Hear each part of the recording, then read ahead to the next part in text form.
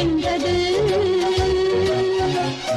மனிதர் உணர்ந்து கொள்ள இது மனித காதல் அல்ல, அதையும் தாண்டி புனிதமானது. அபிராமியே தாலாட்டும் சாமியே நான் தானே தெரியுமா? சிவகாமியே சிவனில் நீயும் பாதியே அதுவும் உனக்கு புரியுமா?